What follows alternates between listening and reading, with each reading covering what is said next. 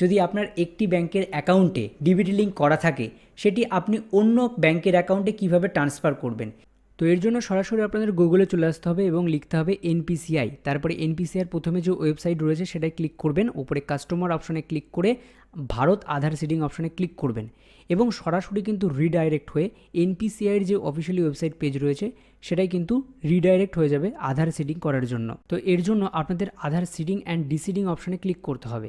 তারপর এখানে আপনার আধার কার্ডের নাম্বারটি 12 সংখ্যার আধার কার্ডের নাম্বার বসিয়ে দেবেন। তারপরে সিডিং অপশনে ক্লিক করবেন এবং সিডিং টাইপ একদম নিচেরটা রাখবেন যেখানে লেখা রয়েছে one bank to other bank. তারপরে আপনাদের কিন্তু এখানে ব্যাংক সিলেক্ট করে দিতে হবে, আপনি অর্থাৎ যে ব্যাংকে ট্রান্সফার করতে চাইছেন সেই ব্যাংকটা এখানে সিলেক্ট করবেন এবং সেই ব্যাংকের অ্যাকাউন্ট নাম্বার এখানে লিখে দেবেন। তারপরে কনফার্ম অ্যাকাউন্ট নাম্বারটি লিখবেন।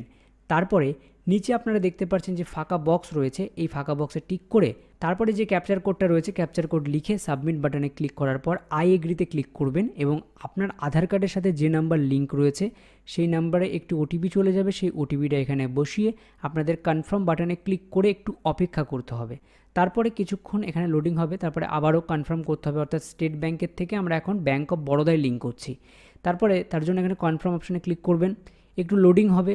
লোডিং হওয়ার পর দেখতে পারবেন এখানে যেখানে লেখা থাকবে আধার সিডিং ইন পেন্ডিং স্ট্যাটাস, অর্থাৎ আপনাদের কিছুক্ষণ ওয়েট করতে হবে।